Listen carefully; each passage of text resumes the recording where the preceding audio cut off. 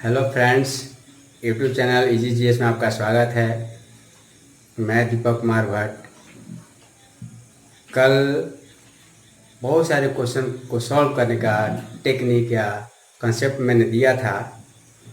आज उसी को आगे बढ़ाते हुए भारत के संदर्भ में देखते हैं। देखिए, भारत का जब अक्षांश और देशांतर रेखाएं पूरे वर्ल्ड पर खींची गई है, पूरे ग्लोब पर खींची गई है, तो जरूर ही भारत से भी गुजरती होंगी।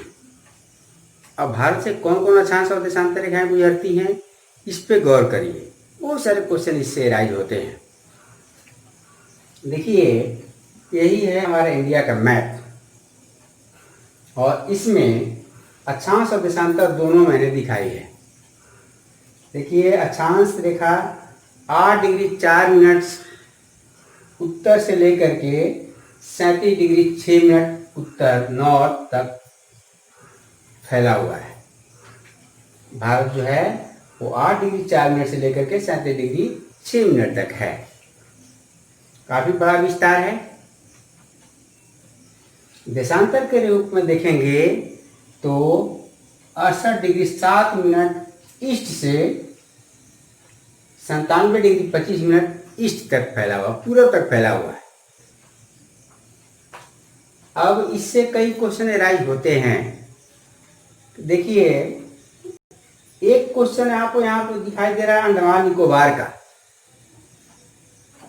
इससे कभी कभी ये पूछा जाता है कि भारत का सबसे दक्षिणी पॉइंट, इंदिरा पॉइंट है, वो कितना डिग्री देशांतर, कितना डिग्री अक्षांश पर स्थित है।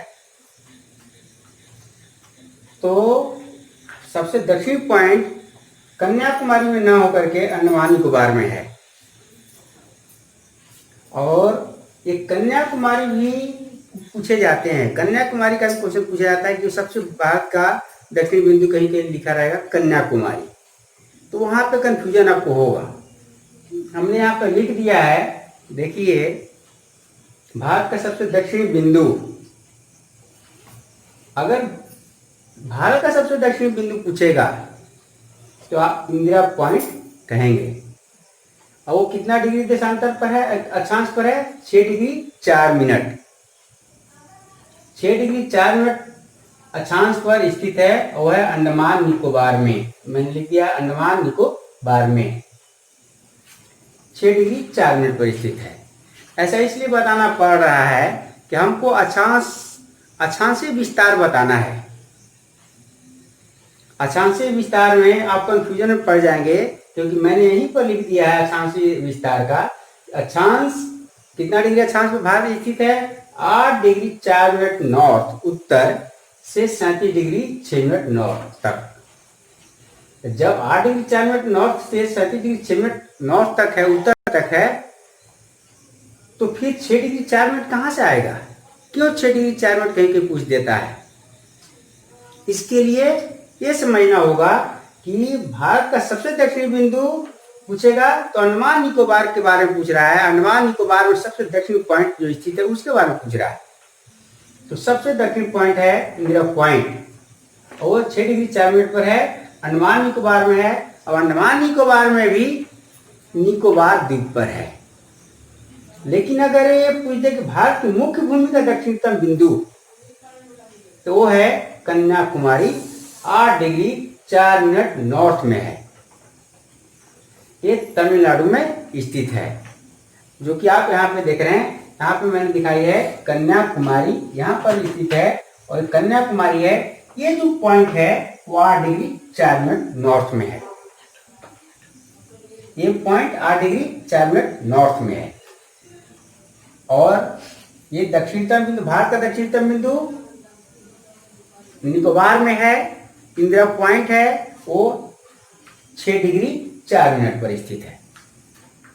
अब 6 डिग्री 4 मिनट 0 डिग्री से उत्तर में है। विषुवत रेखा 0 डिग्री है और 0 डिग्री के उत्तर में सब सारा देश स्थित है, मेरा पूरा भारत स्थित है। इस सब जगह नॉर्थ नॉर्थ लगाएंगे। अक्षांश जहां भी पूछेगा तो नॉर्थ ही लगाया जाएगा। भले ही ये जो 8 डिग्री 4 मिनट हो या 6 डिग्री 4 मिनट हो, भारत के दक्षिण में स्थित है। ये पॉइंट भारत के दक्षिण में स्थित है, लेकिन पूरा ग्लोब पर वो विषुवत रेखा के ऊपर में स्थित है, इसलिए उसे नॉर्थ ही कहेंगे। फिर अगर देशांतर पे आते हैं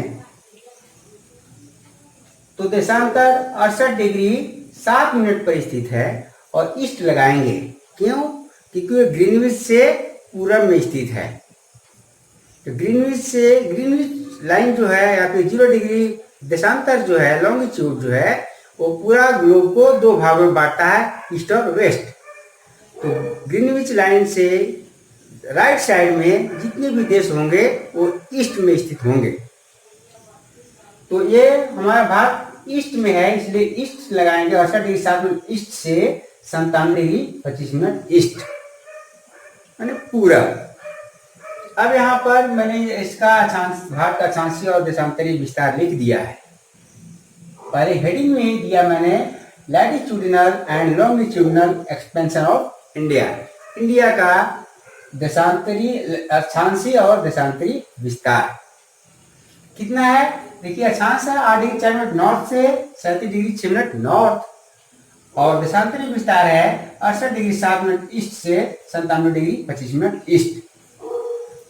अब सबसे अगर ये पूछा जाए भारत के सबसे पश्चिमी देशांतर कहां पर स्थित है, तो कहां पे है? 68 डिग्री 7 मिनट पर पश्चिमी देशांतर है। अब वहां पे भारत का कौन सा जगह स्थित है, ये भी क्वेश्चन पूछे जाते हैं। देखिए, गुजरात के जिस बिंदु से वो गुजरता है 68 डिग्री 7 मिनट देशांतर रेखा, उस जगह का नाम है गुहार मोती। गुहार मोती भी कहीं कहीं लिखा रहता है, कहीं गौरी मोता लिखा रहता है। और कहाँ पे है? गुजरात में है। इसको बहुत महीने से याद रखिएगा, क्योंकि भारत का सबसे पश्चिमी बिंदु है, पश्चिमी जगह, सबसे पश्चिमी पॉइंट है गुहार मोती। तो पूर्वी पॉइंट क्या होगा? पूर्वी पॉइंट 97 डिग्री 25 मिनट देशांतर जहां से गुजर रही है, वो वहां भी कोई ना कोई स्थल होगा। उस स्थल का नाम है किबिथु, अर्थात किबिथु से ये देशांतर रेखा गुजरती है। ये कहां पे है किबिथु? अरुणाचल प्रदेश में है, अंजो जिला में पड़ता है किबिथु। ये लॉन्गिट्यूडिनल एक्सपेंशन हो गया। अगर लैटिट्यूडिनल एक्सपेंशन किया जाए तो लैटिट्यूडिनल एक्सपेंशन में आपको विवाद होगा, कहीं 6 डिग्री 4 मिनट लिखा रहेगा, कहीं 8 डिग्री 4 मिनट लिखा रहेगा। 6 डिग्री 4 मिनट भारत का सबसे दक्षिणी पॉइंट है, इंदिरा पॉइंट, वो डूब चुका है, 2004 के सुनामी में डूब गया, अभी समुद्र में जलमग्न है। सबसे उत्तरी बिंदु इंदिरा कॉल है, सबसे उत्तरी बिंदु जहां 37 डिग्री 6 मिनट लैटिट्यूड जहां से टच करती हो, उस पॉइंट का नाम है इंदिरा कॉल। अब उम्मीद करते हैं कि इससे आपका ये कंसेप्ट क्लियर हो गया होगा कि लैटिट्यूडिनल एक्सपेंशन कितना है, माने अक्षांशीय विस्तार कितना है। केवल आप नॉर्थ और ईस्ट को याद रखेंगे। नॉर्थ और साउथ लैटिट्यूड के बारे में डिस्कस करता है। कहीं भी लैटिट्यूड के बारे में डिस्कस होगा, अक्षांश के बारे में डिस्कस होगा, ईस्ट और वेस्ट नहीं कहना होगा, केवल नॉर्थ और साउथ में होता है। और भारत चूंकि इक्वेटर के नॉर्थ में स्थित है, इसलिए भारत के लैटिट्यूडिनल एक्सपेंशन में केवल नॉर्थ लिखा रहेगा। देशांतरी विस्तार में, लॉन्गिट्यूडिनल एक्सपेंशन में ईस्ट लिखा रहेगा। अब देखिए कि यहाँ पर कैसे क्वेश्चन घुमाए जाते हैं। कैसे क्वेश्चन घुमाए जाते हैं इसको देखिए। यहाँ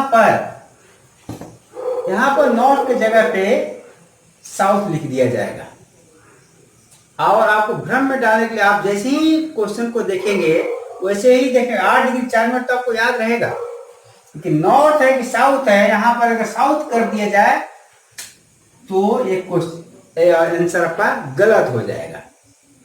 यहाँ पे भी बदला जा सकता है। ईस्ट की जगह पे वेस्ट लिखा जाएगा। क्यों? क्योंकि ये 68 डिग्री 7 मिनट भारत के पश्चिम में स्थित है। लेकिन आपको हमेशा अगर वेस्ट लिखा जाएगा तो भी ये गलत हो जाएगा। क्यों गलत होगा?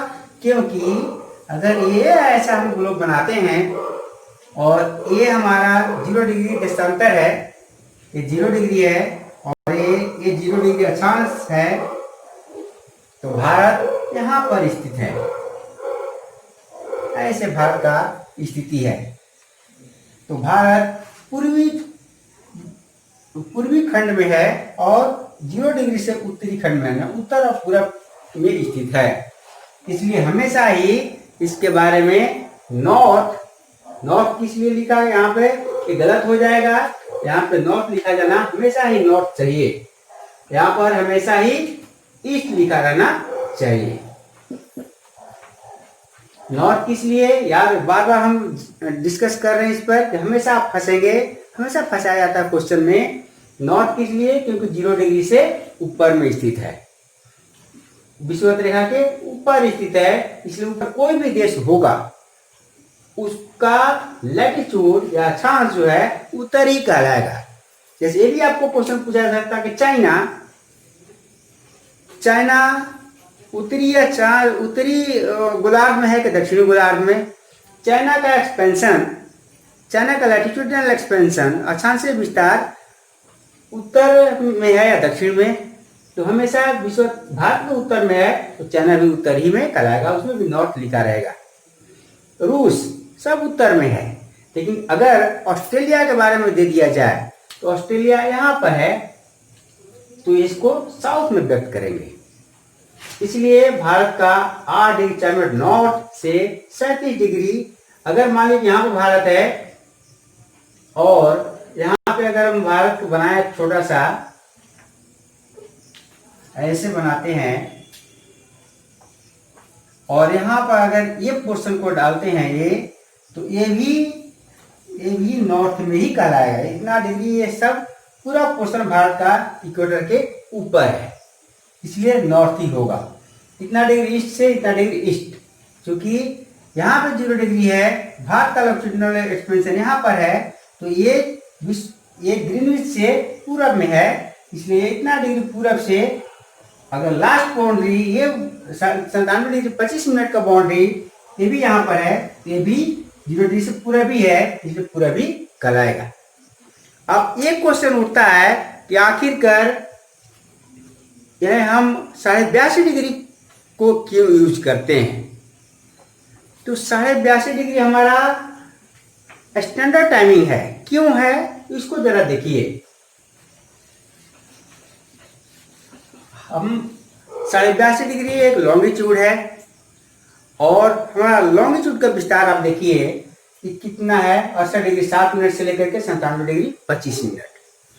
लगभग इसमें से इसको माइनस कीजिएगा तो 30 डिग्री लॉन्गिट्यूड आता है, और 30 डिग्री का मतलब होता है कि 2 घंटा का वेरिएशन। यहाँ पर अगर 5 बज रहा होगा उसी समय यहाँ पर 7 बज रहा होगा, 2 घंटे का वेरिएशन होगा। क्यों?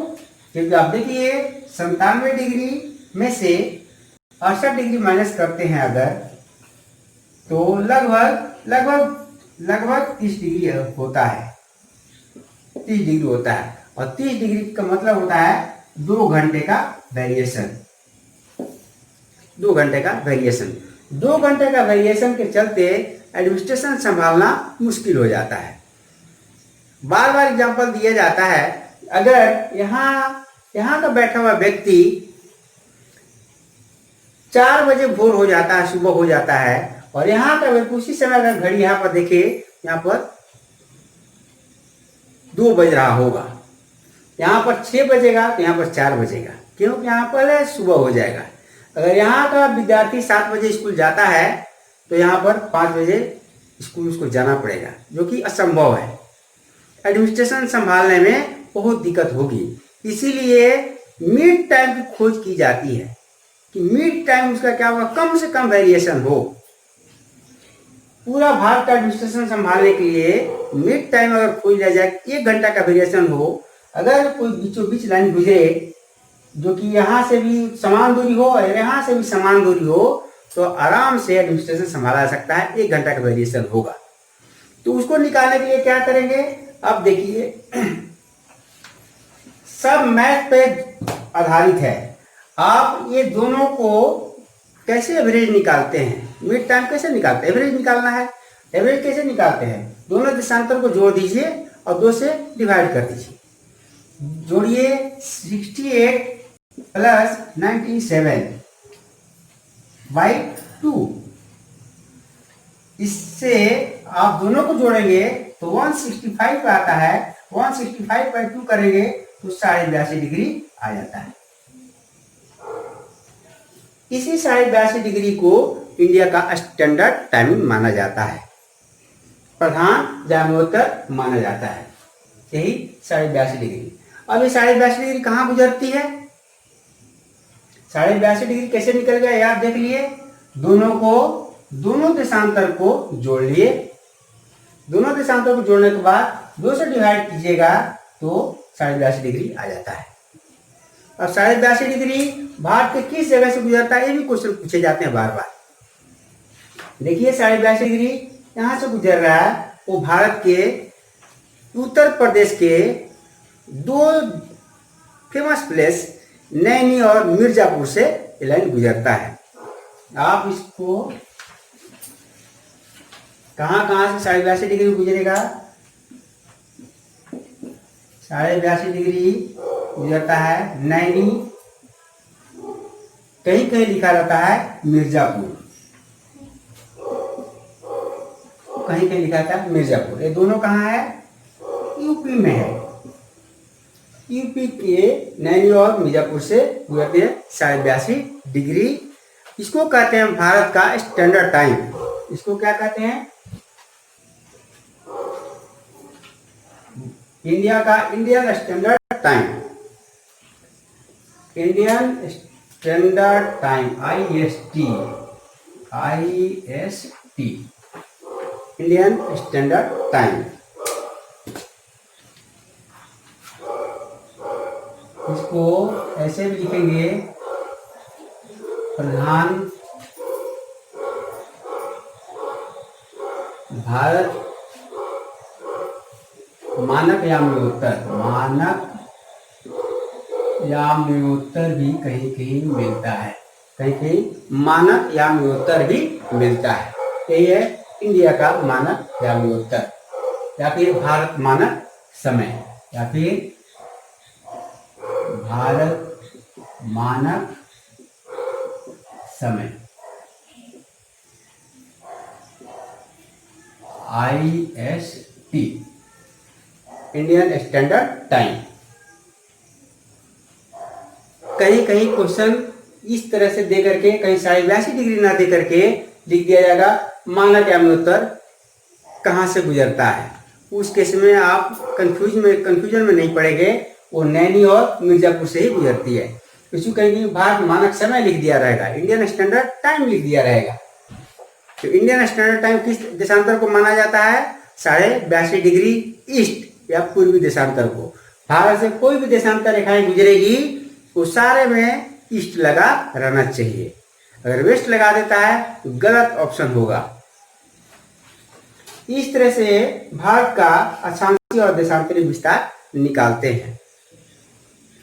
कई क्वेश्चन राइज होंगे। अब हम लोग ये देखेंगे कि भारत के साथ साथ और कुछ महत्वपूर्ण रेखाएं, जो कि हमने पहले भी कहा था कि अंतर्राष्ट्रीय तिथि रेखा, इंटरनेशनल डेट लाइन, वो कहाँ से गुजरती है, क्या वो भारत से गुजर सकती है, कभी नहीं गुजर सकती है। इंटरनेशनल डेट लाइन वो 0 डिग्री से पीछे में स्थित है, और वो कहाँ से गुजरती है आप देखिए। एक चीज और देख लीजिए कि नॉर्थ से साउथ तक भारत का लंबाई जो है वो कितना किलोमीटर है, वो भी मैंने यहाँ पे लिख दिया, 3214 किलोमीटर। ये इंडिया की लंबाई है। और चौड़ाई कितना है, तो पश्चिम से पूरब गुजरात के गुहार मोती से लेकर के किबिथु तक की चौड़ाई हमारी 2933 किलोमीटर। आप अगर इसको इंडिया के मैप पर देखें और ज़्यादा क्लियर होगा। ये देखिए, ये इंडिया का मैप है, और ये जो आप किबिथु देख रहे हैं वो यहाँ पर ये अरुणाचल प्रदेश है, और यहाँ पर किबिथु स्थित है। किबिथु अरुणाचल प्रदेश के दक्षिण बिल्कुल लास्ट बाउंड्री पर होगा और यहाँ से 68 डिग्री देशांतर रेखा गुजरेगी। जब पश्चिमी बिंदु के बारे में, गुहार मोती के बारे में अगर चर्चा करें तो गुहार मोती का देशांतर जो होगा ये है, ये 68 डिग्री लिखा हुआ है, ये 68 डिग्री गुजर रहा है, ये 68 डिग्री रेखा गुजर रही है और यहाँ पर 68 डिग्री 7 मिनट होगा। यहाँ पर गुहार मोती कच्छ प्रांत में है, गुजरात के कच्छ प्रांत में। अगर मुख्य भूमि पर लैटिट्यूड का एक्सपेंशन देखा जाए तो लैटिट्यूड का एक्सपेंशन यहाँ पर, ये जो अक्षांश रेखा गुजरेगी यहाँ पर कन्याकुमारी है और उत्तर में यहाँ पर ये जगह पर स्थित है इंदिरा कौल। यहाँ पर इंदिरा कौल है, यहाँ पर कन्याकुमारी है। अंडमान निकोबार में अगर देखा जाए इस भारत का सबसे दक्षिणतम बिंदु कहाँ पे है, इंदिरा पॉइंट कहाँ पे है, इंदिरा पॉइंट अंडमान निकोबार में यहाँ पर है। यही हमारा अंडमान निकोबार आइलैंड है, यहाँ पर इंदिरा पॉइंट है जो कि डूब चुका है।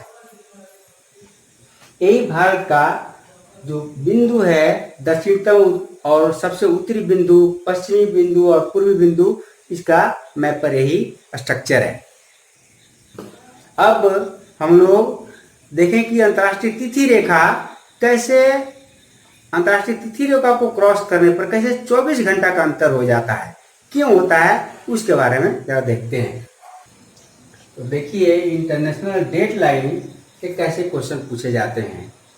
इंटरनेशनल डेडलाइन 180 डिग्री लॉन्गिट्यूड को कहा जाता है और जब जानते हैं कि 0 डिग्री देशांतर के पीछे में 180 डिग्री देशांतर है और 0 डिग्री देशांतर से 180 डिग्री तक अगर जाते हैं तो पूरब में जाते हैं तो समय बढ़ता चला जाता है और पश्चिम में निगेटिव होता जाता है, कम समय होगा।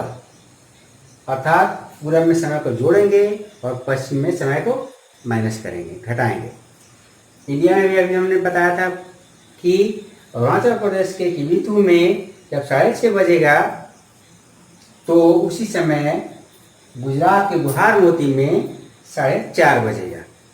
अर्थात पश्चिम की ओर आ रहे हैं तो समय घटता जा रहा है, पूरब की ओर जा रहे हैं तो समय बढ़ता जा रहा है। 2 घंटे का वेरिएशन हो रहा है क्योंकि 30 डिग्री लॉन्गिट्यूड गुजर रहा है, 30 डिग्री लॉन्गिट्यूड को पार करके समय दिखाया जा रहा है। तो वेरिएशन कम हो इसलिए हमने 82.5 डिग्री माना। इसी तरह से पूरा ग्लोब वाइज, ग्लोब पर भी पूरब की ओर जाएंगे तो समय बढ़ेगा, पश्चिम में जाएंगे तो समय घटेगा। यहाँ पर 0 डिग्री देशांतर है, 0 डिग्री देशांतर के पास 12 AM हो रहा है, रात में 12 AM। तो इधर राइट साइड की ओर अगला दिन होगा और लेफ्ट साइड की ओर उसके पिछला दिन होगा। अर्थात यहाँ पर संडे होगा और यहाँ पर सैटरडे होगा।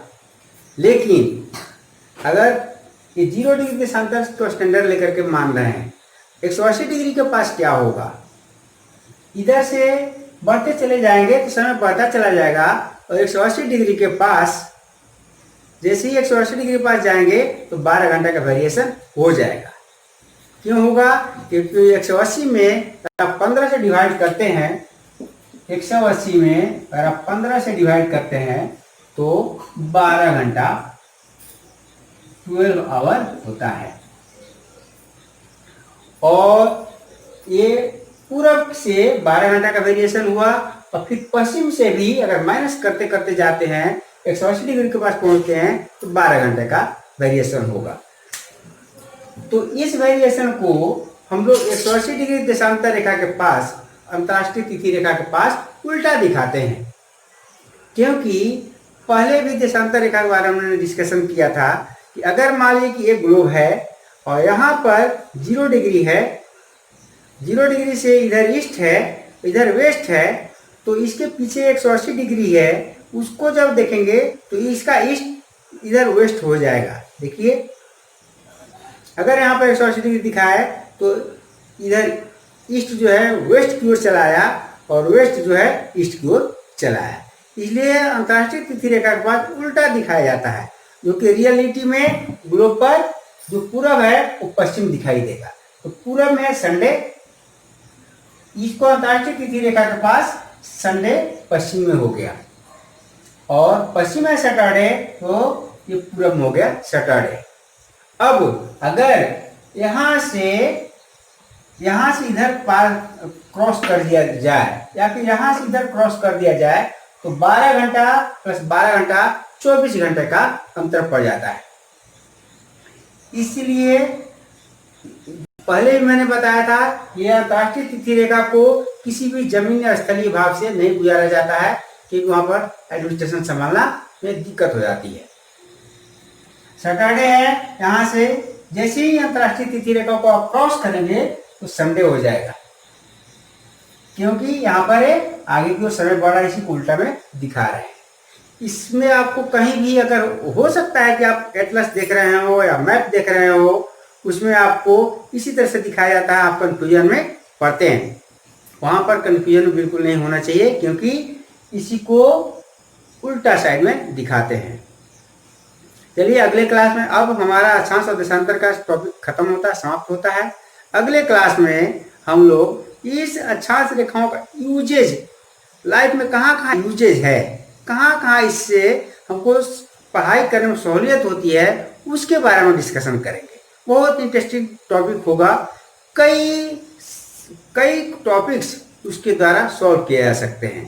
तो हम लोग कल के वीडियो में आगे का टॉपिक देखेंगे, उसका uses. Okay, very very thanks.